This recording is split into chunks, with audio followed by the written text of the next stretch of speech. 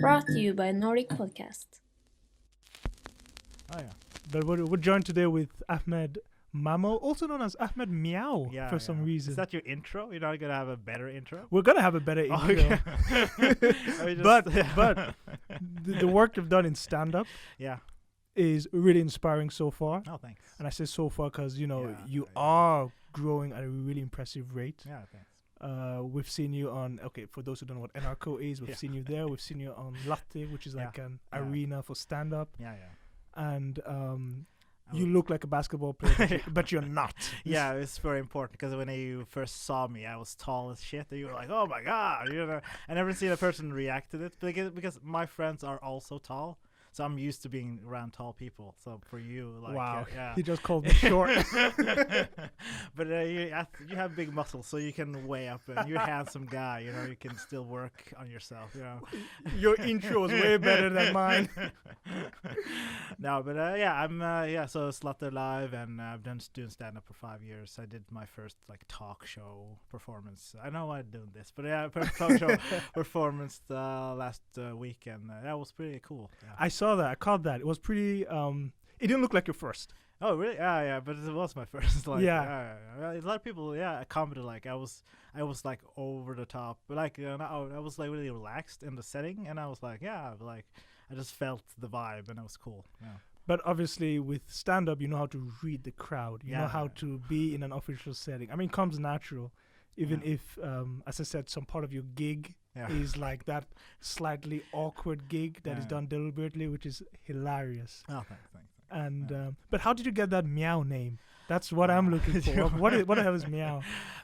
It's okay actually because my name is Ahmed Mamow, and as a friend of mine who was like trying to say that after like my last name, and he was like accidentally it was like Ahmed Meow Meow Meow, and it was like I thought it was funny that he said Meow instead of Mamow, and then I was like, okay, that's my new name. So I just changed it to my Instagram name, Ahmed Meow, and then suddenly people like responded to it like, oh my god, that's the funniest shit ever. I'm like, okay, yeah. I think it's because I'm a black guy and I have so like an innocent name, and it's like it's like the contrast. juxtaposition, the contrast. Like that's kind of the funny part. Yeah. No, it's absolutely hilarious because I was trying to look like, wait, is this guy really called Meow? Or Yeah, not? yeah. I was like, oh, it's some Somali name. It's like Meow. Yeah, it's like Somali's name. Yeah, but Because so, you're yeah. Somali by Yeah. origin, right? Yeah. Grew up there? No, I was just born there. So yeah. So then we came when I was 1 year old. Oh, wow. So that was how far ago? I was born in '91, so we're here in '92. Okay. Yeah. Okay. Yeah. So 1 year. And how was it growing up in Norway in 92? I was a baby, so I don't remember. Well. But we were. That's a true fact. That's a true fact. I don't know if you remember your baby life, but I don't. But I was we were like living in asylmottak. I don't know the English Like word. a refugee. Refugee house. I'm not sure. Right. Yeah, so it was like a place where when people come to Norway, we have to live there a certain years, and then you can finally like live in whatever city you want. So we lived in Asylmottak a couple of years in Ås, and then we moved to Oslo, and then we like moved a couple of places, and that's then we landed in Lambertseter, and then we just lived there till now. Right. Yeah. And when you're moving into these different places, I've always noticed that when you do relocate, you get used to making new friends constantly because you have to, right? Yeah. Is this where the stand-up or the funny part came in, or? No, because we relocated a lot of times before I started in school. So when I started in school, I was in one place. The comedy I part see. started when, because I'm not good at, I have dyslexia. That's why I actually came. Because the funny part, I thought because we were recording in Mesh House. Right. And I read Mela House because Right. I know of Mela House. I was like, oh yeah, that's the place. And I stood there and was like, where the hell is this guy? So and then I was like, oh, Mesh. So I have to I walked really fast. I have long legs, so I walk really fast. So that's the only positive thing. So here and then so it was because of like the dyslexia and I wasn't really like good at socially. So humor was the way for me to get friends and people to like me. So it's like I don't know how but also because I was like a huge comedy nerd as a kid, so I watched like Seinfeld when I was 10. Like, Oh, and, amazing. yeah. So and Simpsons, and like I picked up on like really clever like writing when a young age. So I didn't watch like kids movies. I watched this like grown up movies and stuff. So, Right. Yeah. So one of your influences early on was Seinfeld. Yeah, Seinfeld, and also the stand-up, because I used Okay. to watch stand-up when I was as a kid, but I didn't get all the jokes, but I sort of got like the essence of it, and I thought it was like really funny. It was also because I didn't like watching. It sounds kind of racist, but I didn't like watching white people on TV. So it was like when I saw Not racist black at all. No, So- what? What you talking about, man? I don't know, and it's kind of racist, but so it was kind of more like when I liked watching like Fresh Prince and like Martin, and then I started watching stand up because of like, oh, black people like Eddie Murphy and Dave Chappelle and like black comics and Def Jam. It's like, oh my god, these are my people. So it was like Right. more like Relatable, I guess. yeah, more relatable. Yeah, so that's why I much gravitated towards comedy more, and also like the group of friends I was hanging out with, we were like actually like really funny, like not just like kids funny, but like we were actually like trying to make each other crack up, and that's why the thing sort of started developing, yeah, in an early age, so to speak. Yeah. Did any of them also enter comedy Uh, professionally? No, none of them did. But they all like root for me still, and they're like, That's "This good. is." But they were really still really funny guys. So it's kind of cool that. But we were actually supposed to start with stand up at the same time, like me and two other friends. Okay. But they just chickened out at the last minute, so I just went in alone. So I was like, I'm just gonna try it anyway. So fuck it. So yeah. What did they choose to do? What are they doing now? No, no. The one guy works at IT, and the other, studies or something. Yeah. So I was like, they have like normal lives. Right, right. Yeah, What a downtrodden Yeah. path, man. yeah. So yeah, thanks. No, Yeah. but that explains at least, you know, why, because you don't just fall into comedy. I believe you kind of get molded. Yeah.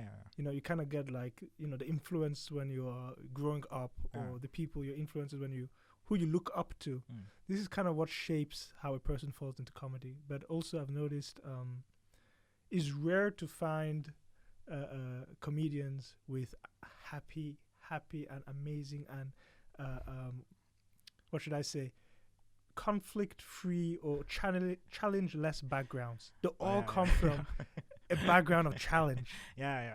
Is that the same with you, or? Yeah, because of the dyslexia, I did really bad at school, but Right. I wasn't like a bad kid. But I was treated like a bad kid because like in the like school system, you know, if you get bad grades, you put in sort of like people like the teachers look at you differently and other students, and like, you know, that was really hard. And also I didn't have any self-confidence when I was like in my high school years, because I changed from ungdomsskool, preschool with all my friends to a new high school with I didn't know anybody. So Right, so from junior high to high school. Yeah. so it was like really tough, like getting to like learning how to talk to people and like being social and stuff. So that was really hard for me, and that really took a toll on me, like emotionally, because I was always like treated like as a dumb person because of the dyslexia, and that's why, you know, that was really hard as well. Like You have a point where the education system unfortunately Yeah. looks at bad grades as a defining thing of the person's character. yeah. Oh, bad grades, so his character must be bad. Yeah, I can't. Yeah. Maybe that's why Norwegian grades is karakter. I don't know. Yeah, I think so. I think that's why they call it character. It shouldn't be like that, right? No, it should just be like, I don't know, point system. I don't know, but I'm not a scholar of that sort. But yeah, so it was like I was treated sort of differently, and I just took a really toll. Right. That's why. But that's also like the positive part of like, because when you start doing stand up, you bomb. Like bombing is doing, you know how. Of course. Yeah. So you bomb a lot and you do really shitty. But I was like, I'm used to doing badly at stuff. So I was like, I can do this a year. I don't give a fuck. Yeah, so that's why comedy was like an easier thing to do, because I'm already used to failure. So, and also apropos, yeah. So, yeah. For a guy who's dyslexic, you do pick big words. Yeah. Apropos, juxtaposition. Yeah, I'm trying to reach. I'm trying to sound smart. That's my mission in life. I might speak write stupidly, but I will sound smart. But yeah, I was also didn't have any talents as a kid. That's why, as an adult, I was like, I'm gonna actually make something of myself, because I was like, as a kid, I wasn't athletic, I wasn't smart, I wasn't cool, so I was like, I felt like a complete loser. So But I was like, now I'm gonna show everybody. Right. Yeah. but as you said, this kind of gave you a really thick skin yeah, really. and a really good attitude to failure. Yeah, because like failure is like the ultimate learning. Like you can, like I'm not scared of failing at all. So that's kind of like a positive thing. Right. Even like if I do something horrible and people look, I can never do comedy again. Like I'm okay, because I can still do anything. Like I feel like I can accomplish anything because I have already accomplished a lot. Right. So, yeah. Right. That's amazing. Anything inside or outside of comedy. Yeah, or- yeah, No, that's amazing. Because as you said, Yeah. failing is the quickest way to learn. And Yeah, if yeah. one accepts that, yeah. what can't you learn? I can't. Yeah. It's pretty good. Yeah. But yeah. yeah, go for it. Oh yeah, the only thing I'm like scared of is like making a business. Like you have like a clothing line. Right. Yeah, that's scary as fuck. Like I don't know why, because I think the accounting, like the money, like the paperwork. Accounting. Yeah. I'm also dyscalculy, but you know what that is? Right. Yeah, right. so I'm good at bad at math as well. So But look, the good thing is yeah. you don't have to do it yourself. Okay. You can get other people to do the accounting. Yeah. You know, Yeah. you might have to give up maybe in the initial stages your shares Yeah. to an accountant, a friend of yours that is a nerd, Yeah. and that it doesn't have dyscalculia, and be like, okay, look, let's do this. Yeah. Let's get this off the ground. Take care of the numbers for me. Yeah. Make So, I mean, Yeah. it's still transferable. Yeah. But that's like, that's still aspiration. I'm currently selling like sweaters on my face. So I saw that. Yeah. Man. It's literally your face on a shirt. yeah, it's like a gigantic face on my, and it's also like super detailed, so you can see every crack in my skull, like face. What was the inspiration for that? No, Because it's selling. I've yes. seen it everywhere. It's because it was like this started this year 2020, because I was like, this is my first year where I was like, okay, I'm gonna go completely like 100% on the comedy bit, and I'm just gonna try to do like as much as I can. And the thing was like, I tried to look at other artists as inspiration, and I saw like rappers and musicians and people, like they have merch, like they have like buy my t-shirt, whatever. And I was like, why can't I be my own Kanye West type of Yeezys collection, whatever. So I was like, okay, I'm gonna make this sweater. And I was like, at the beginning I was just so scared of like not selling, but then it was like sold out at the first time. It was like after 4 or 5 days I was like, okay, this is amazing. So People really want to walk around Yeah. with your 4K face on their torso. yeah, it was like the worst story I heard was like a guy in Bodø who wore my shirt, and he almost got his ass kicked by a couple of black guys. He was like, what the fuck, why do you have a black guy on your shirt? And he was like, no, it's my friend. I'm like, so he almost got like murdered, but it was a funny story.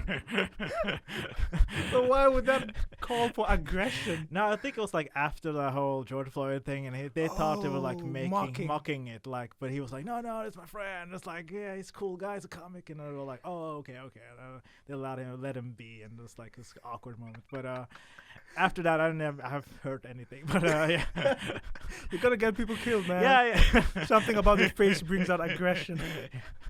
Yeah, it's like a merch you can be murdered by my merch. That's a good like if like a guy get murdered, like they get a news headline, a man murdered because of merch. Like that's good advertising. Like that's free advertising. Oh So my god. No, but it was a really good original path, honestly. And the fact that it's something so, I mean, it's literally your face on a shirt, right? Yeah. And you have made it in a way that it's comical. Yeah. That's why it probably got misinterpreted as, oh, he's making fun of Yeah, yeah. white people. Yeah. Because it's not like a model picture of your face No, in black and white. No. You know, it's not that. It's a comical picture. Yeah, it's just face, like no filters, just my face, and I didn't know it was gonna be that big, because I was like, the guy who was making, I was like, just make it as big as possible. It was like, okay, and then it's like, it's just really big. It's like disturbingly big. Like you can't like walk down the street without people staring. Like I have friends who like bought it and they walk down the street and they say like always like people like stare at me because I wear this shirt. So, but I think it's also funny that people have like had a lot of good responses. Like people like say that, oh yeah, it's Ahmed. Whoa, cool. He has a shirt. Like Right, so. right. So I'm trying to build like this niche fashion thing. Like It's honestly, it's a really good way to also get your face out there. Yeah. Because So- people will be like, I've seen you somewhere. Yeah. I've seen you. Are you guys from the shirt guy? Yeah, it's me. Yeah. So it's like when I get recognized, I never know Right. from where. Like, yeah. So you said that you actually doubled down on your comedy during 2020, but Yeah. ironically enough, the pandemic year, right? Yeah. So How did that affect your? I had a little good luck because it was like the Lot Live thing was filmed in January and right. nobody knew about the COVID back then. So like I filmed that and I was like, okay, March I'm gonna go 100%, and then March came and then everything shut down. Right. But still, the Lot Live clip went viral and it sort of did the work for me. So like at the first couple of weeks of like quarantining, I was like bored and like out of my mind, and I was like as I'm sitting here, just start doing it, like do something, and then that's why when it started with like I started a podcast and I started doing making merch. And What was your podcast again called? Milde meninger. Miller. Yeah. In translation, it would be what? Mild opinions. Mild opinion. Yeah, because it's the backstory is because I took like a personality test, and it was like the test came in like you have this type of personality, and it was like the personality was like the negative part is like I'm not good at expressing my opinions in public places. So And he's a stand-up comedian. yeah. So the irony. So I was like, oh, that's a funny thing. So I just called the podcast Milde meninger, and that's like, yeah. And then it was like mild opinions. And Mild yeah, opinions. Yeah. So started doing that. But I'm not. Our studio is not as good as your studio. We have like Mine, quote Yeah, unquote. quote, unquote. You know, it's everyone that can come in here. We're lucky that we got picked up and everything. Oh, cool. So Shout out. NORDIC podcast is yeah. doing really good. Yeah. You know, it is. That's why we're really trying to stay here for as long as we can. Oh, nice. Cool. Shout out to Nordic. NORDIC podcast. Yeah, shout out, man. Shout out. You know, but it is. I mean, you have an audio podcast. Is video as well? Because I do see some clips on. Yeah. So before, in January and February of 2020, I started doing like comedy bits on Instagram, and then I uploaded them onto YouTube. So I started doing Instagram and like YouTube comedy, and I started like, and then COVID came, and I still sort of like did comedy on like filmed myself doing stuff, and so I was just more like thought about, okay, let's just do this, let's try going 100% and then see what happens, and then the results are like amazing now. Like I've experienced stuff like I never thought I would experience, so it's really cool. That's really good to hear, actually. That it was also on the year that many would say would have been the most challenging year. So I have the best like comedy year of my entire career during the lockdown. Yeah. By like all the other comics, all comics friends are like had their worst years, and I'd be like, yeah, not me. Like it's so awkward having that conversation where like they're all struggling. I'm like, oh, I don't have any money. Like I'm like, yeah, I'm doing it. I'm doing okay. Just living okay. Yeah. So yeah. No, but I'm really happy to hear, and that's Yeah. really fortunate. You know, Yeah. it's also the timing. Yeah. I don't know if you know about this comedian Andrew Schultz. Yeah. No. Yeah. He also really Yeah. took this pandemic, this lockdown, and flipped it. Yeah. You know. Yeah. So yeah, he's like an inspiration because he was like one of the, I had a few like first like real good YouTuber comics who were like doing a lot of things at the same time, and like it's nobody really doing that in our Norway, really. Like people are like doing either podcast or this or that, but not like he just does everything. Yeah. He spreads it. Yeah. Why do you think people are specializing more in Norway? I think because in Norway we have so a lot of opportunity, so you don't have to grind as hard. So you can find a lane and just stick with that lane. Or you want to like, some people like writing, so they just write it all the time. Or they like podcasting, they just podcast. So it's nobody's like doing like everything at the same time. It's like few of us who are doing that. Right. So, Yeah, because you were on the last podcast as a guest with all respect, is a podcast by I know Abu. Yeah. Great guy, really great guy. Yeah. Galvan and Right. yeah, and Sun Jip and other guy. Right, there were Yeah. 4 of them. Yeah. And the other guy, he's gonna be mad. We named everyone except him. Andrew, Andreas, I don't know, but it's some white guy name. I don't know. Now it sounds like complete racist. In this. He doesn't like to watch white people on TV. Can't Podcast. remember their names, you know. No, but I mean, I heard it on the podcast, and it was he too actually is one of those people who is more or less into everything. You know, he's Yeah. not only in one lane. He too is Yeah, he's really funny on Instagram and like Right. internet savvy kind of guy. Yeah, yeah. exactly. Mm. But now, is this something that is learned, or is this something that is self-taught? Because you did say you kind of drew inspiration from others.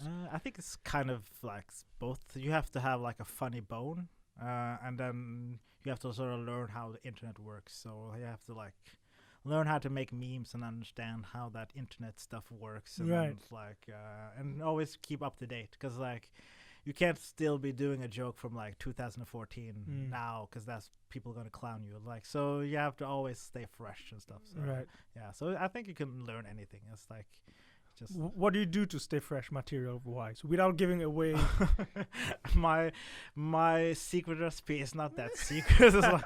It's more like I just live life and try to like note down every situation Mm. that can be used as a joke, and always like be on the alert for like observations. So if I take the T-bone and then I see something weird, I'm like, okay, I'm gonna remember that, and then Right. try to twist it into a joke, so it sort of works in a like a stage platform type of thing. Exactly. Yeah, yeah. So So yeah. yeah, or like events, like when the whole like George Floyd and racist thing happened. Like I just like instead of I just came up with all these observations about racism in Norway and stuff, and then decided just to start writing it down and stuff. So it's kind There are like a lot that. of people who don't believe there is racism in Norway. Yeah, it's kind of What do crazy. you what do you have to say about that? Like, Yeah, I think it's kind of, but I think I get why they don't think it, because a lot of people aren't that again like woke type of, like they don't understand how other people live, so Mm. they sort of like look at the world through their eyes. And if you're like a white guy from Åsta, and then you like live there all your life, of course you know like, racist doesn't exist. I never met a racist in my life, Right. because you don't see it. But it's like we who are like melanin rich, right. we, Melanin rich. I like that. yeah. Rich in melanin. So we experience different world because of this of the duality of society and stuff. Right. Yeah, Have you experienced obviously you have. yeah. Have you experienced any during your stand-up career specifically? Yeah, it's like because of like I am in the part of showbiz, and I'm from Somalia and I'm black, because it's like put often in sort of like typecast. So I get often typecast as a black guy, or as like a Muslim guy, or whatever, like the typical Somali whatever. So that's not racism, perhaps, but it's more like Stereotyping. stereotype. Yeah, so it's like putting me in a box Right, without even knowing who I am. It's like, Right. so yeah, so that's more annoying. But it's been like minimal. But sometimes it was like one guy who was like he was like he came up to me after the show. He was like just excited, but he also didn't know what he was saying. So he was like, "Yeah, man, I like your racism jokes. I like your monkey jokes." I'd be like, "Whoa, like," and I was like, "I don't do monkey jokes, but yeah, thanks." So it was kind of awkward, because like he was excited, but he didn't know what to say. And the worst part, I was like, I did a show in Toten, like Toten. What's Toten? It's like a place like in the like farm country in Norway, and it was like a guy who after the show was like old man who came up to me and was like, "Man, you're like the funniest nigger I've ever seen." Like I was like, "Ah," and then nigger. So Right, like, right. And he tried to shake my hand. I was like, "Oh, thanks." So and I saw in his eyes like for him it wasn't like I'm racist. It was like he just didn't know that Yeah. word isn't a good Right. word to say. So it was kind of like weird. Like I'm insulted, but as a Right, compliment. So right. yeah, but He's I uninformed. yeah, but I talked to his daughter, and she was like super embarrassed. And he was like, "You can't call him," like so. So he got like I hope he learned something. So Oh so, my yeah, lord! yeah, so, No, yeah. I get that his Yeah. intent wasn't wrong. Yeah, it it's- didn't yeah. come from a bad place. Yeah, yeah, yeah. And certain places like that on the Yeah. outback. Yeah, they know. Yeah, like it's funny. I've traveled like all across Norway, and it's funny sometimes being in a small place because everybody knows I'm here to do comedy because like there are no black people in this country, in this like town. So it's Right. like, yeah, you're here for the show. Like people just automatically know I'm here for something. The guy with the monkey jokes is in town. So it's kind of like yeah, Horrible. yeah. But it's like it's not yeah. So but the real like racism like it was recent. It was like last year. It was like a car that drove by who called like a guy just yelled at me like Right, the N word right. like and just drove by, and that was really shocking because I was like 2019. I was like Right. still people doing this like Right. yeah. So yeah. A drive-by shout-out. Yeah, bro. Yeah. Not a drive-by shootout. No. This was a drive-by shout-out. And then it hurts maybe hurts more. I don't know. I'd rather get shot than called. Oh, your Yeah. chest. But do you feel any racism or? Honestly, man, I do see it. You mean in my profession? Obviously, in our private lives, Yeah. we don't need to go there. It's No, no, no. there. Yeah, But yeah. in our profession, Yeah. Yeah. As a doctor as well? Oh yeah. Okay. Oh yeah. I sometimes have. Okay, let's pick medicine since Yeah. we did, because Yeah. in the entrepreneur world there is as well. Yeah. But in medicine, yeah, I do have a couple of examples where, for example, I have called. Okay, because we have patient-doctor confidentiality, Yeah, I yeah, can't okay. say too Yeah, yeah, much, Yeah. but also what I can say. And it's like once I had to make a call to a patient's family Mm. about a decision that had to be made. Yeah. And I gave my medical opinion, Yeah. my medical I gave my medical what should I say? Yeah, my medical opinion and what I believed they had to do to help their family member that was ill. Yeah. And after I gave it this monologue Yeah. of facts and science and backing and everything, she goes, "What's your name again?" Yeah. I go, "Mehdi." Yeah. She goes, "That's not Norwegian. Oh, really? Are you Norwegian?" And I'm thinking that has nothing to do with the health and the decision needed to be taken right now Yeah. to your own dear family member. Yeah. And I go, "I'm Norwegian," because I am Norwegian. Yeah. But I know that she was asking what Yeah. race are you, Yeah. but I gave her the answer of my nationality because, if you want to say something, say it. I don't mind. And I'm going to keep it professional. So I was like, "Oh, I am Norwegian." Yeah. And then dead quiet. Okay. Dead silent on the phone. I could tell that she wasn't happy with the answer. Yeah. And then she goes, I think I will wait to see you in person before I make the decision." Oh, really? Oh, that's Did it hurt or? Honestly, man, I was like, "Look, do what you gotta do, right? Yeah. My answer's not gonna change, but once you come and see me in person and obviously see, because she wanted to see my skin color. Oh, yeah. That was it. Yeah. I want to see you in person, meaning, I gotta see what race you are. Yeah. So I actually said, like, "Are you asking what race I am?" And she goes, "No. I actually just like, I wasn't sure with your name, but I still do want to see you in person Yeah. before I." Well, she saw me in person. And she was like, "Yeah, I have a second opinion." I was like, Yes. Oh, she really? Yeah. Oh, really? Oh. Ouch. Ouch. But the second opinion was the same thing, obviously, Yeah. because science is not based on skin color. No, I don't think so. It's No. not, yeah, you didn't recommend like try some voodoo dolls and some ointments. There, you were like, you had basics, science, and then she was like, "No, thanks, we don't like science. Not from black people." Maybe. Voodoo dolls and ointments. Yeah. No, but that's one example. Yeah. There are hundreds of bypassing examples that I can give. Like, I'm just going to freaking drink water. Yeah. And I go, "Oh, it's kind of cold in here." Yeah. And then a nurse goes like, Yeah, it is cold in Norway. Yeah. You know, I'm not fresh off the boat, man.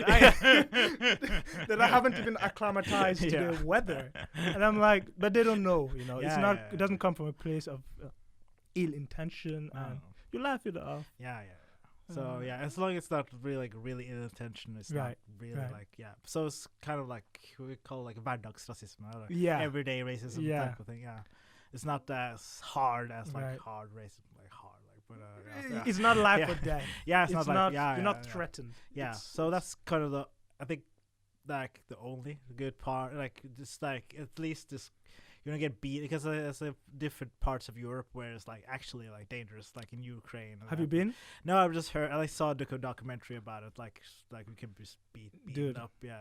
It's like Eastern Europe, man. yeah. I have stories. 'Cause Yes.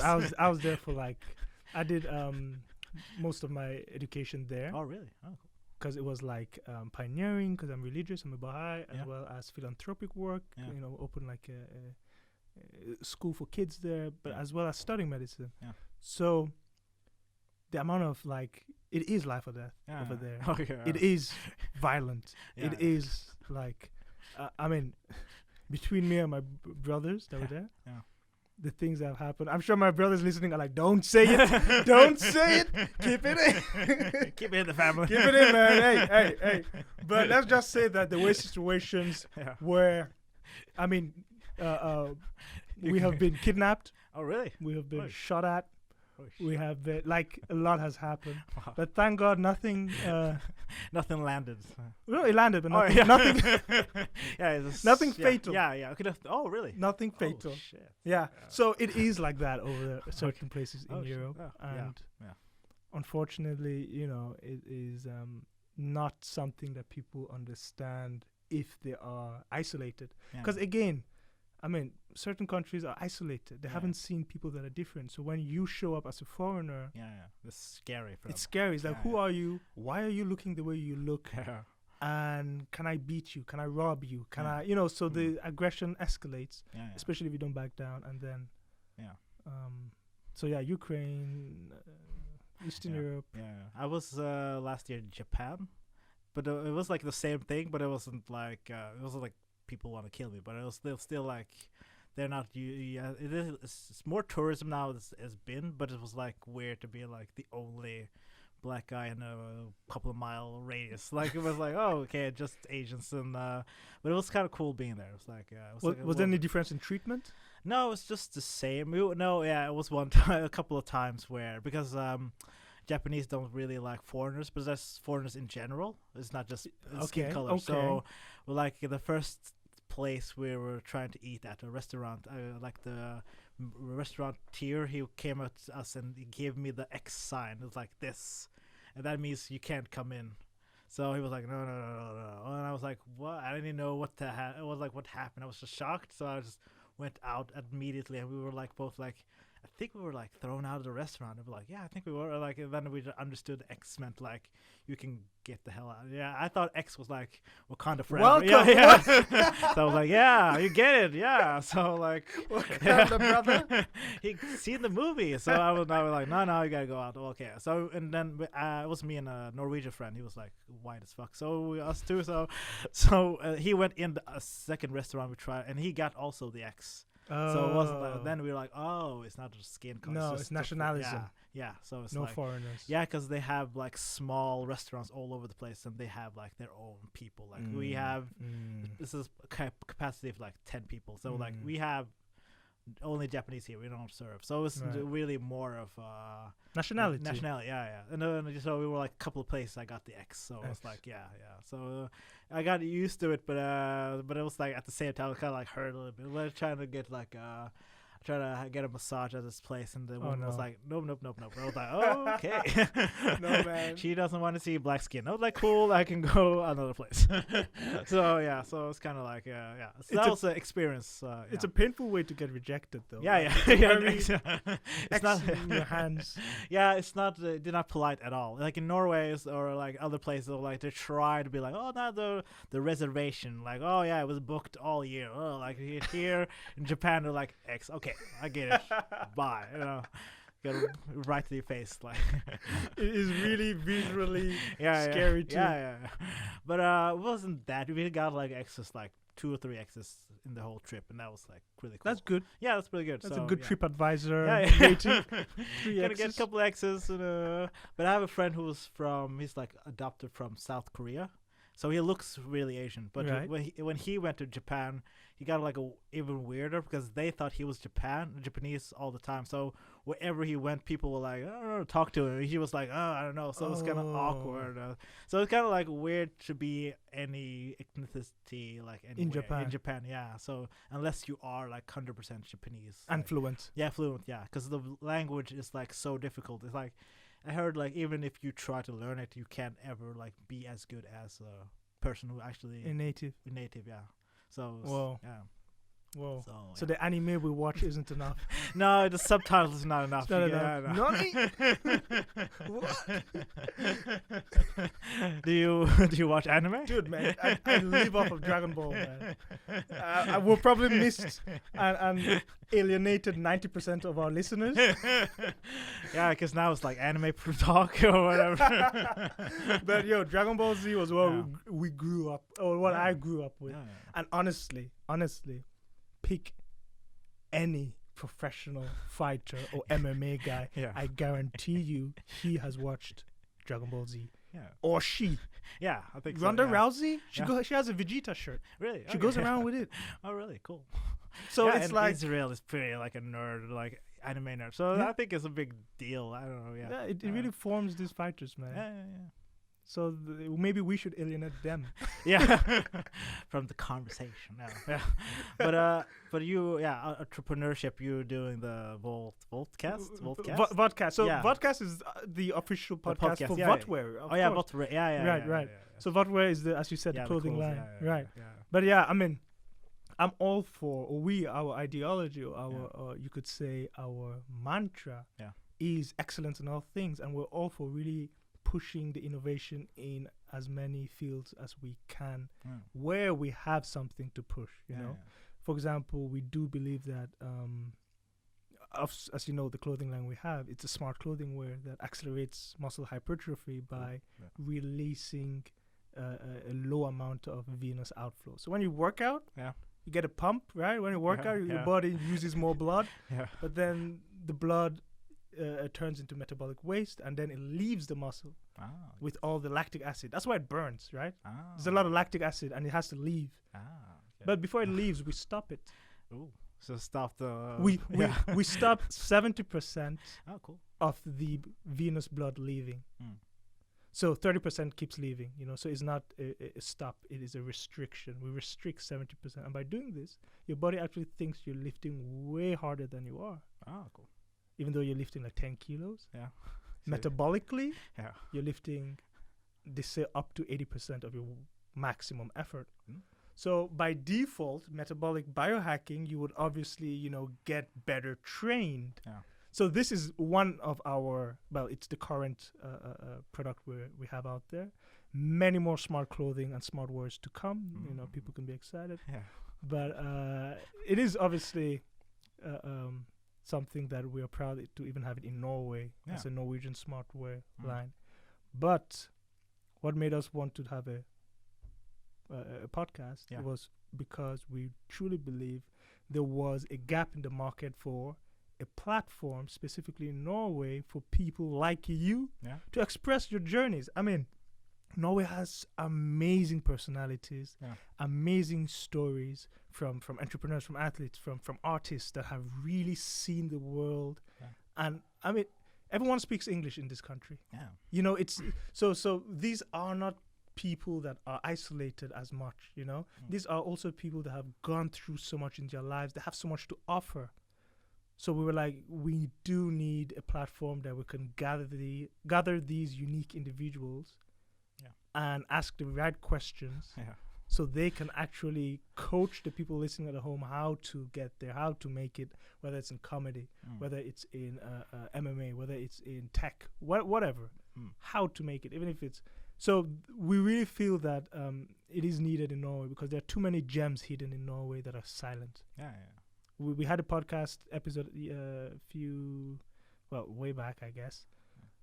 We spoke about janteloven, Yeah, yeah, and I think that's why. yeah. I think that's a big thing in Norway. It's not being more than you have to, and that's pretty like it's really weird because a lot of Norwegians aren't really following it, but at the same time doing it. So it's kind of this lopsided thing. But yeah, the janteloven has sort of ruined a lot of dreams at the same time. Sort of like, because I think as most people want to have like X amount of things in their lives and then they're sort of satisfied. That's like, but I respect that, of course. Absolutely. Yeah, if you want that, that's cool. But it's like the other part where it's like people like us who are trying to accomplish more is kind of like you get more silenced in youth or like by society because you know you have sort of bigger ideas. Right, So you right. can't be like, I want to be this. You have to like do it silently more. Right. Yeah. So that's why actually the cool thing about comedy is like I can do crazy stuff or do what I want because of the comedy in background.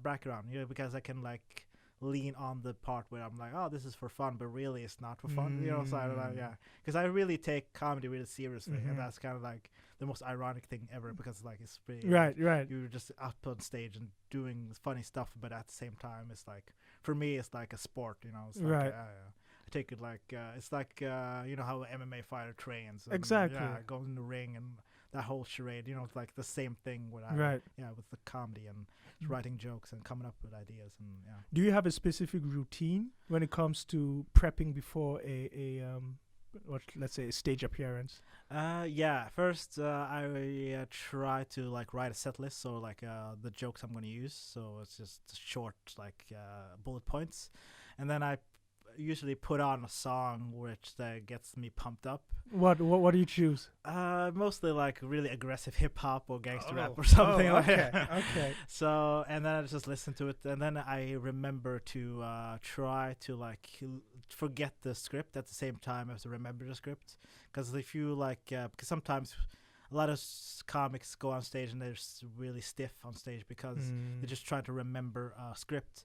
And when you try to remember a script, you're not really present in the moment. So you sort of lose the audience a little bit because you're just standing there and talking. But when you're like trying to remember at the same time, you know what you're doing. You can just you can look out to the audience, see faces, and pick up on small things, and like to really be in the moment, you know. Because and also the thing that that made my comedy even better as the years grow by was like trying to genuinely have like fun on stage, like because when you have fun, the audience just mirrors your feelings. So if you're stressed out, they're gonna be stressed out. If you're nervous, they're nervous. So when I'm on stage, usually I'm having the time of my life because I really don't care if you laugh or not. I'm having fun. Right. So, but at the same time, I have good jokes behind it as well. So it's not just me laughing at my own jokes. It's like I have ideas and stuff, but I'm doing it with such you know,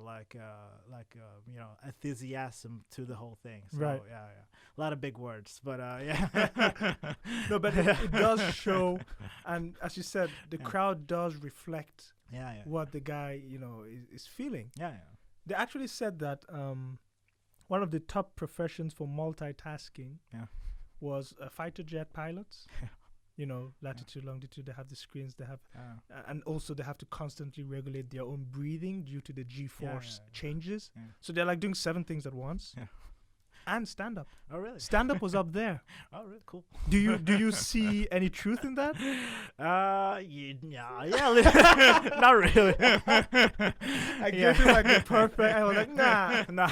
No. Like you're doing like maybe 3 things at the same time. You're reciting a script, and you're trying to reflect the audience, and you're trying to create a mood.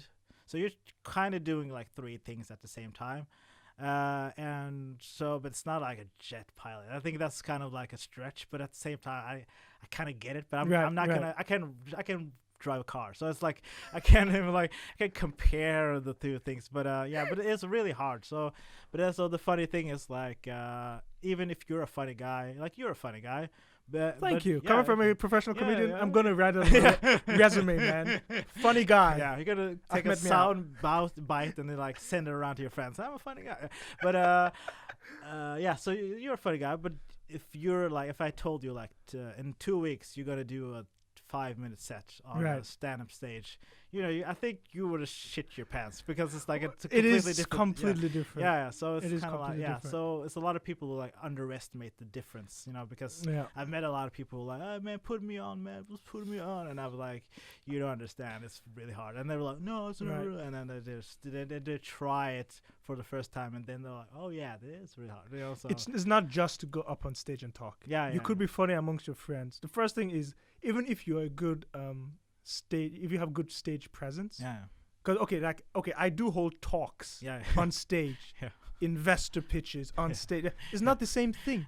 You could be a good talker on stage, but now when you're trying to be funny on stage, that is like, you can't compare it, man. You can't compare it. It's pretty intense stuff. So it is, and it's commendable. And honestly, you are trying to relate and make 500, 1,000, 5,000 people laugh. And take them on this journey that you're doing, and this journey that you don't want them to see the punchline coming. As well as you're always checking their mood, if they're following along, if the attention is there. It's a lot to remember. And if you're stiff, if you're thinking about how you look, oh my god, my hand is in my pocket, take it out. Then you're over. You're out. I think it's funny because I've heard like a lot of stories where people like, if you refuse to wear a shirt, or like they always wear a t-shirt because like, oh, I bombed in a shirt once, so I can't wear a t-shirt.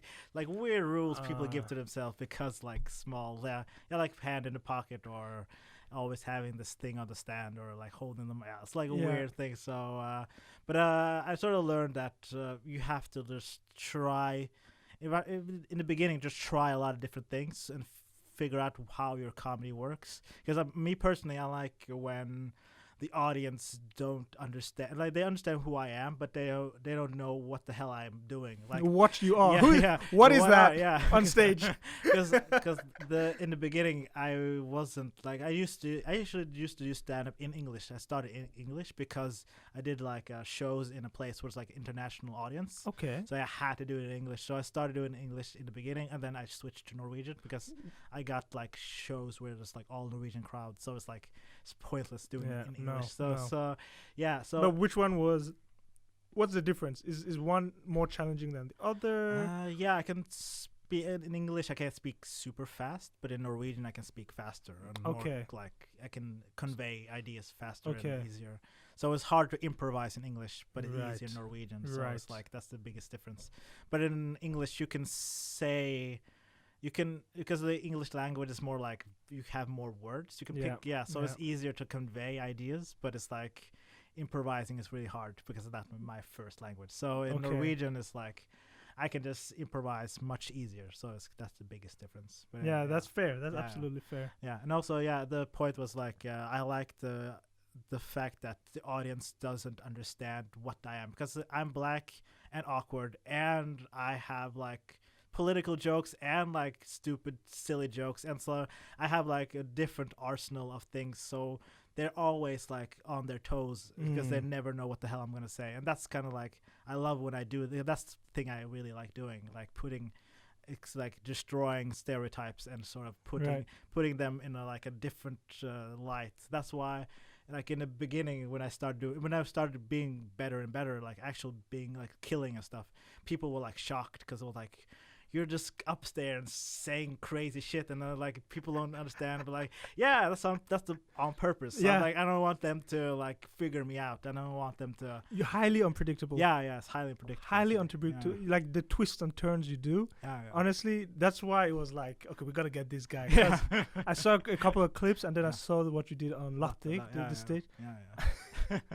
I was like, yo, either this guy is a freaking genius and he has found this awkward persona that is unpredictable, or it's just pure luck. And then I started, digging and seeing more, and I was like, this guy knows what he's doing. So it's like, also the Latte Live clip, like I start the set by saying, because like two guys in the front row who were like already laughing at me. I was like, don't laugh at me. And then I started, and then people like already laughing at that because that's this weird thing to say as a comic. Say, start your set off with don't laugh at me, and then starting, and then pointing at people like, hey, you're like, hey, you're stupid, whatever. And they keep going and like just doing like small pauses in the set to just. Right. Yeah. So, yeah. And also I like to deconstruct stand-up because it's a thing where often because usually shows are like the 4 comics or 5 comics on one night, and if I'm the first one, I don't do it, but I'm like third or fourth one, I usually make fun of the comic before me, but like just like mimicking him, so I'm just more making fun of stand-up as I'm doing stand-up type of. It's better like you see it live. I feel the vibe. Yeah. I feel the vibe. Yeah, like go up stage, like it's the first guy was like, oh, I can't eat cheese. Oh my god, my life is fucked up. And then I come up stage like, I can't eat cheese. And then people laugh because I'm making fun of him and stand-up at the same time. It's like, yeah, so it's like layered. It's a really nice niche, and it's a really original.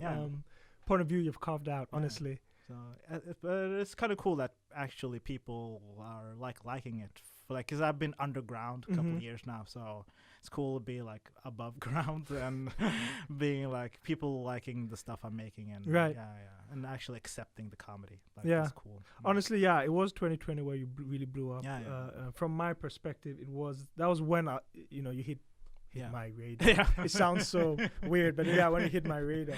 Yeah, because I think you started following me on Instagram. Yeah. And I thought I was like, wow, this muscle guy. I follow him back. And I started looking at your stuff and like, hey, this guy is entrepreneur and doctor. I'm like, what the fuck? This guy does everything. Like, save some for us. Like, you have all the occupations at the same time.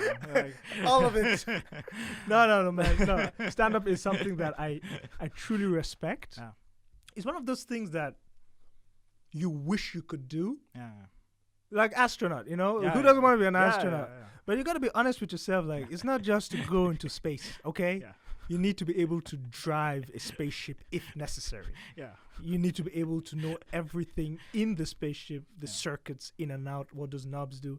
It's not just to go to space. No. I don't think it's comfortable to shit in a bag in space either. So it's like it's a whole different world out there. Yeah, and sleeping, and you have to like be alone out there. Sounds a lot like a stand-up comedian's life. Honestly, these parallels are the same. Yeah, it's almost the same. We shit in bags as well. And you're always alone. Yeah, always alone. Yeah, you know the game.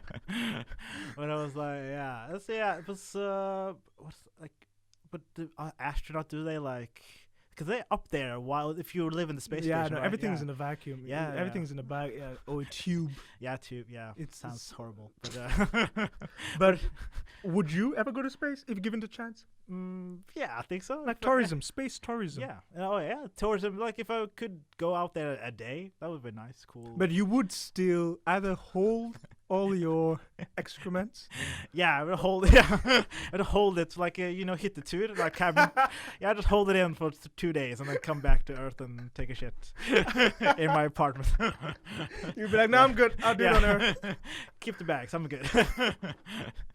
But would you go to space? Dude, you remember when was it Elon Musk who had like an application process for people to go to Mars? Yeah, I applied, bro. Really? Yeah, man.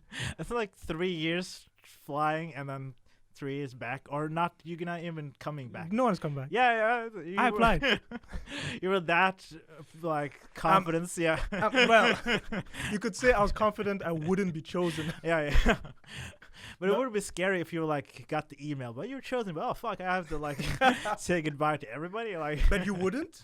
No, I wouldn't go to Mars. Fuck that. Yeah. You wouldn't. No. I like the Earth. Like, it's pretty bad here already, but I like Earthling. He's an Earthist. I'm an Earthist. Yeah. Earthist.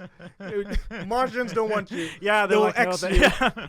I gotta turn this around. Yeah, I don't know why me to turn the whole spaceship around. So but, okay, what if you went to Mars towards the last years of your life? Yeah, that could be cool. Like, if like, I'm 80 years old, and I'm like, I can go to Mars. But but now. No, what's on Earth?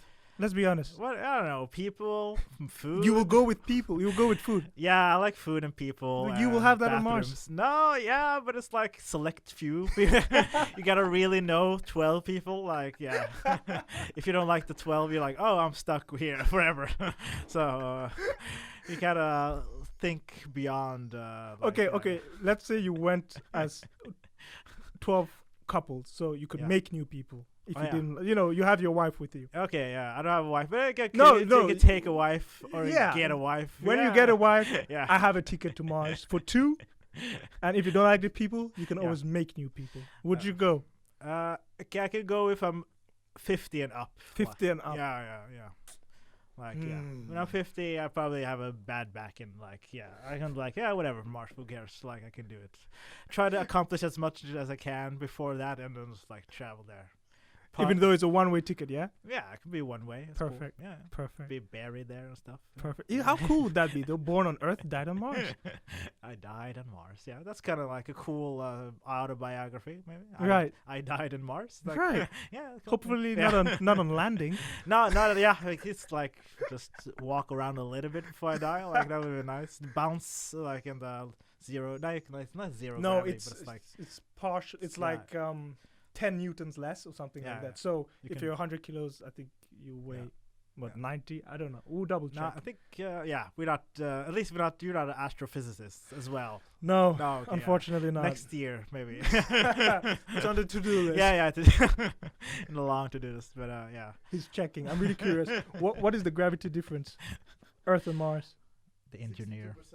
62% Wow. lower. Okay. So if you're. So I was way off. Yeah. So you can bounce around. You can, yeah. Yeah. So if you're 100 kilos, you would be 62 kilos. No, 62%, 38. Oh. But that's like the ultimate like anime dream. Yeah, like Dragon Ball dream. You can actually be like flying around. Yeah. right. So that's kind of cool. That's Right. that's worth it. Yeah. So it's worth the trip. I say if I get that ticket tomorrow, you're in. Yeah, I'm in. You said it's worth the trip, man. You bring me. I'm your +1. You're like, I'm in with this guy. I don't even know this guy, but I'm taking it with me. Hey, if you're in, man, you're my +1. Okay. Okay. I'm cool. I'm cool with that. But honestly, it is something that I feel like space tourism is happening. Yeah. It's gonna happen. Yeah. Mars thing, we'll see. Yeah. I will just keep applying. Maybe one day, Yeah, I think so. I will get that astronaut title. Yeah, as well. Like, before you die, just as a little astronaut as well. Your Wikipedia page can be like a mile long. Oh, Yeah. jeez, no. We'll see. We'll see. But are you the only comic in your family?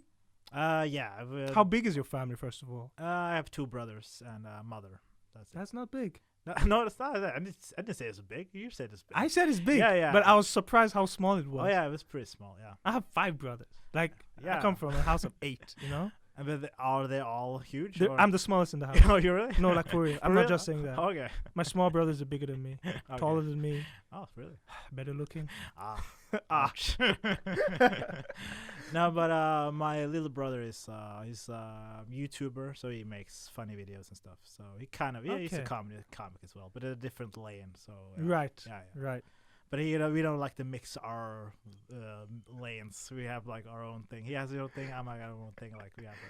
You guys never consult on material? No, it was an awkward moment because I have like a camera and microphone stand set up, and he wanted to borrow it one day, and I was like, "Yeah, I'm gonna make a video. Can I borrow it?" Yeah, cool. So he started making his video, and I was like, "Yeah, can I join?" He was like, "Nah, I'm good." So I was like, I'll just sit in my room." So I just sat in my room while he make a YouTube video. It was like really awkward, but it was funny. I like his stuff. He's really good at what he does. Yeah, yeah. he's really good with the editing and really smart guy. That's amazing. How old was you say?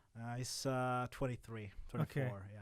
Honestly, the new generation is really up to speed with how Yeah. to leverage Yeah. social media, the Yeah. internet, and Yeah, because they learn like coding and stuff in school now, Yeah. and that's like when I was a kid, the teachers didn't even know what a computer was, No. so it was like completely different. we didn't get that chance. No, we didn't know.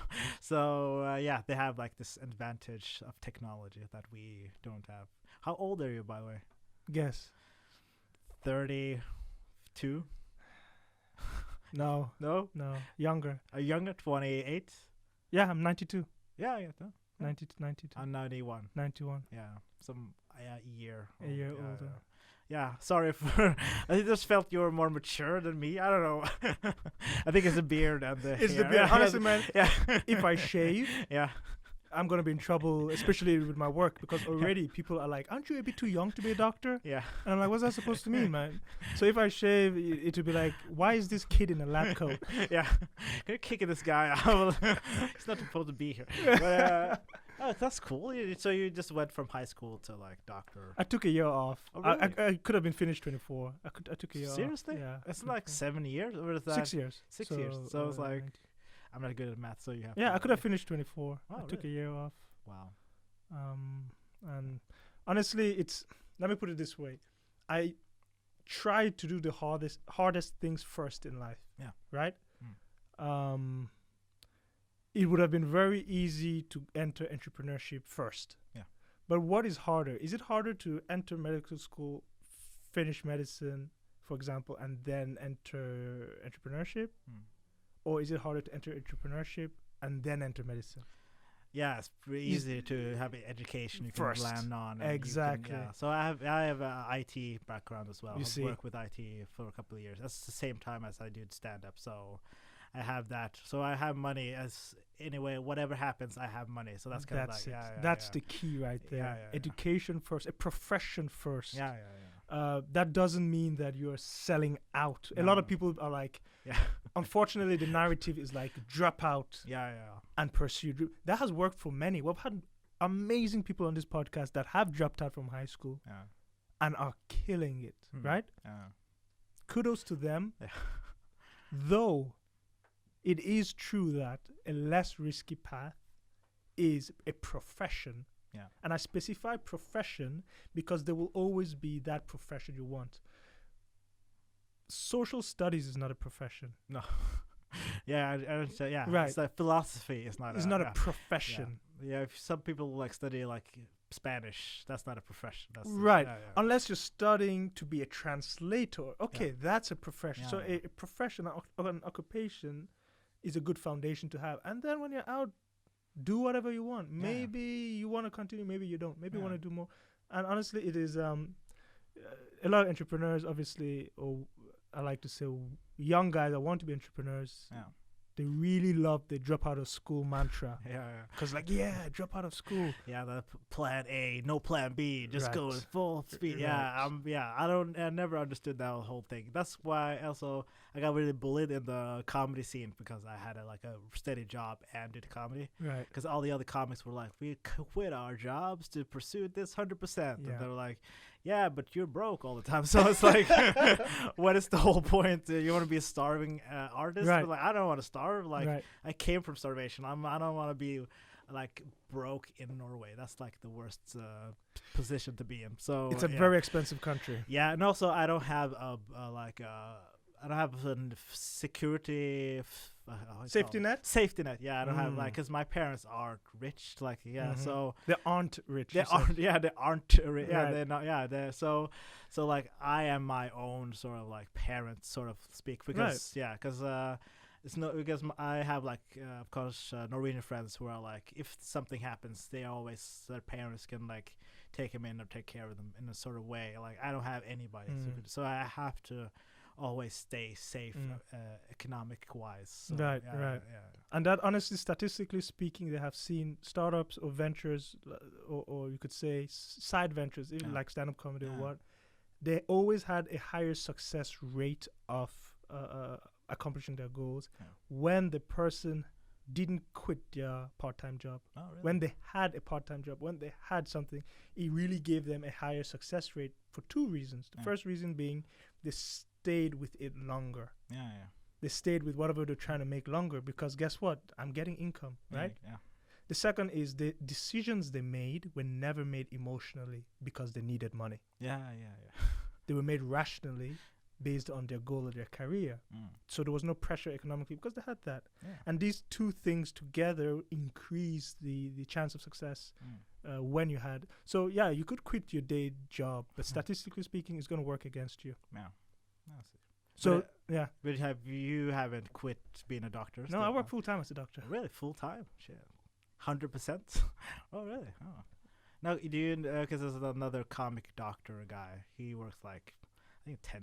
I'm not sure. Yeah. But, No, I work 100% as a Battleground, doctor. you have Yeah. it? Yeah. The thing is, 100% doesn't mean you work 24/7, 7 days a week. Oh, okay. 100% is Monday to Friday. Yeah. 8 hours a day. Yeah, that's 100%. Yeah. Yeah. But there are a lot of. You have Saturday off. Yeah. You have Sunday off.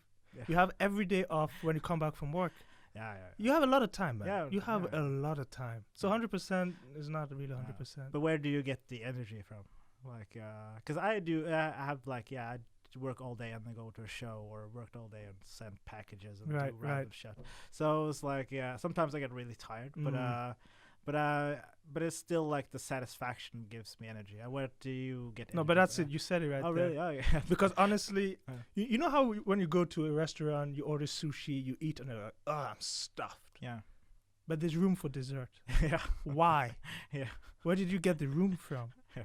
And for me, that is exactly where you get the room or the energy from. It is the change of scenery, the change of space, or the change of passion. Yeah. Passionate for sushi, you did that full time. Now you're getting The a dessert. Yeah. That change is like you've not had sushi. It's like you've not gone to work. It's a new stomach, you could say. So the energy comes with the change of scenery. Yeah. So by doing something different, you get that energy. And I also feel that when the goal is worth it, or when you're doing it for something bigger than yourself, when you enjoy doing it, it recharges you automatically. It's. I actually have this really close friend of mine. He's an architect. He lives in Bucharest, actually. He has design and built buildings all over Europe and in Chile. He has a family. He has multiple organizations. He has 2 kids that he has made geniuses. They play instruments, they dance, they do ballet, they do sports. Yeah. And everyone asks him, like, how do you do this? And he says he's found out that the more things he had on his schedule, the better he got at doing them and the quicker he got them done. Yeah. Not the less things. The more things he had on his table, the better he got at doing it and the quicker he did them. Yeah. And in your own life, I don't know if, in mine, I can speak personally, but in your own life, have you ever noticed that when you have a lot to do in a day, and one of the things on the to-do list is like, do your laundry. Yeah. You do it in like 2 minutes. Yeah. But when you have a day off, and the only thing on that list is do your laundry, it takes all day. Yeah, it's kind of, it's like Sundays is always like, I have always the same problem. Like, I'm going to make dinner. Okay, well, I've spent like 10 hours planning the dinner. Like, exactly. Because it's the only thing on your list. Yeah. So the more you have on your list, the quicker you get through it. Yeah. And without even thinking about it. Exactly. But the whole like entrepreneurship and inspiration. Why do you want to create? Already talked about it on the podcast. No, man. I mean, if you're asking for you, I would love to answer. But I think it's the same reason why, let's say, you step on stage. Yeah. It's not only to see one's full potential, because I truly believe if you don't maximize the gifts given to you, it's a sin. Yeah. It's your duty to maximize the gifts given to you. You're in Norway, you have all these tools available for you. Yeah. Not taking advantage of it is a sin. Yeah. Because there are people less fortunate in other places that don't have these opportunities that wish they had it. Yeah. So if education is free, it's your duty to max that out, get the best education possible. Yeah. If you have the tools to have the perfect health, it's your duty to max that out, Yeah. So I truly believe that if the tools are available, max out. Yeah. And by doing that, you will reach a level where you can serve the best. Yeah. Because at the end of the day, we're here to give. We're here to serve. Yeah. You're spreading laughter. You're serving. You're temporarily relieving people from the stress or the thoughts of a freaking pandemic. You're giving them that escape in a way. That's service. Yeah. That's so the better you get at the other things you do as well, the better you get at helping and serving them. So I feel it's more or less the same thing. Yeah, just trying to give something back to the world. Exactly. Like, that you feel like you have to offer, sort of speak. Yeah. When is your next stand-up, or do you have a next date? Oh yeah, it's next Wednesday. I have 2 shows there. Really? Yeah. Where? One at the Ettehadulhagh and then the other in some Assault calls this the Opera House, was like Okay. near there. Yeah. Okay. Yeah. Salt next Wednesday. Yeah, 14th of October. 14th October next Yeah. Wednesday. Yeah. Salt and Yeah. so how let's say people listening want to join and get tickets. Oh yeah. What do they have to do? I think they have Facebook arrangements, like the thing you can click on, or you can just follow my Instagram. I can like say where I'm gonna Right. be. Yeah. No, we'll definitely put your Instagram on the description of the Yeah, podcast. yeah. Everyone's gonna see it. So Nice. so follow him on the Instagram. Check out when his next. Are we viewing not is showing done, up. or is it the wrap up? Unless you have something you Oh, want yeah, to say I just before. have one last Please do. medical question. Oh. Yo, man, I'm gonna have to charge you for that. You know. That's cool. Just give me the bill. I'm cool. Vips you. We'll vips you. No, it just sounds weird, but my sweat smells worse now. I said because like I have too much testosterone or something. It's like, why is that? So your sweat has started smelling worse. Yeah. Lately. Yeah. So sweat in itself. Yeah. Sweat in itself is made up of sodium, potassium, glucose, and lactase, right? Yeah. Now, in itself, is actually clean. Yeah. Right? In itself, it shouldn't smell. Yeah. Now, Yeah. I do assume you shower. Yeah, I shower. Yeah. I shower. Because that's the every first day. thing. Yeah. That's the first thing we have to take away. Because you might go too deep and then we figure out, wait, you don't shower? Yeah. So, okay, you do shower. Yeah, I shower. So the second thing that plays a really important role in sweat is diet. Ah. Either too much off or too little off. Yeah. You take multivitamins? No, I don't do that. You don't? Okay, I would recommend you look at your diet. Yeah. Straighten some things out. Okay. Too much bread or something. I don't know. Is there anything you have changed lately in your diet? I've eaten He's more, folding his hands, yeah. by the way. His body language is defensive. Oh my god. This is not what I asked for, but Yeah, you brought it up. I've been eating more olives and like pickles and Lately. Yeah, I started drinking vitamin D oil like Tran. I saw your video. Yeah, it didn't look yeah, good. it's not nice, but yeah. So I've chugged eating more like different stuff. So maybe that's the. What's the smell of your urine? It's fairly or normal. You sure? Yeah. Okay. Maybe I'll try to smell it next time. I don't know. No. Because then we could eliminate vitamin D because we would really smell. Oh. So we're going really deep here now. Yeah, People okay, are like, yeah. ew. But check your diet. Yeah. Try and make sure you're not overdosing on the vitamin or vitamin D. Yeah. Maybe stop with the pickles for a while. Yeah. Ease on the pickles. Easy on the pickles. Let's see if it stays or continues. Yeah. And they will pass you the bill on the way out. Okay. Give my medical card and I can do it. But yeah, it's cool. Okay, now I know I have to check my diet because it was weird because like I think this week Monday I smelled my pillow and I was like, this is worse than usual, and I was like, what the hell is going on? Am I dying or something? But I was like, okay. What was the smell like? It was like describe it. It's more what do you call it? Like stronger, sweaty, strong smell. Yeah, like it's kind of like salty-ish. Okay. Yeah. So it was the regular sweat smell, but stronger. Yeah. It wasn't. It didn't have a twist. No, it wasn't like lime or cinnamon. It was cinnamon. I would have liked that. It was like it's a cinnamon smell, sweatiness. Okay. Yeah. So I was getting like panicked. I was like, oh my god, it's like something wrong. And I was like, because I didn't know what the hell it was because I just started smelling different. And I was like, oh yeah, it's me. I smell different. Do you get sleep paralysis?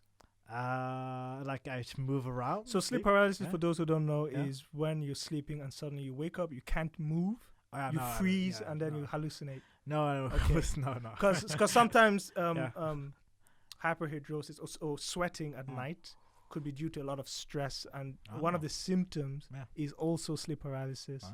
They call it also night terrors, where you can't move, you wake up because you're stressed, but your body is asleep due to the hormones produced to paralyze your muscles, so you don't act out your dreams. Oh yeah. So what happens is you're up, like now, Yeah. but you can't move. Oh shit. Yeah. And then the brain interprets that as you're sleeping, but your eyes are open, right? So the brain says, so what he's seeing must be fake. So you start hallucinating.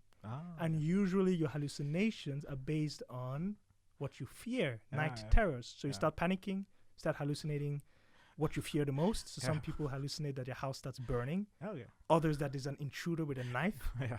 So the sweat could be a symptom of that. Hence, I asked, how stressed are you? Yeah, I have had some nightmares recently, but it was like I don't take it seriously. But I don't. Yeah, maybe maybe it's like it could be stress. It could be stress. It could be stress. Yeah. What do you do to de-stress? Try to relax. The stupidest answer I've had in months. But what do you do to de-stress? Don't stress. Now try to just watch some series and God. eat candy or stuff. I don't know. Yeah. Well, try to de-stress a little bit. Yeah. Maybe work out more. I like lifting weights. It doesn't look like I do, but I like. Honestly, it's a really sometimes having a consistent way to de-stress is more therapeutic than whatever you are using to de-stress, because then the body understands this is a safe zone to relax. Cool. To ease up on the pickles. Yeah, okay. We can wrap on that. Ease up on the pickles. It was amazing you could show up. It was cool. a blast. It was fun. Almost an hour and a half, I'm sure, has passed. Wow. Yeah. You're welcome anytime. And if if there's anything anyone wonders, just go to his Instagram. Yeah, and find me on Instagram. Yeah. It's cool. There. Nice to meet you. It was a pleasure, man. Thanks. So thanks, everybody.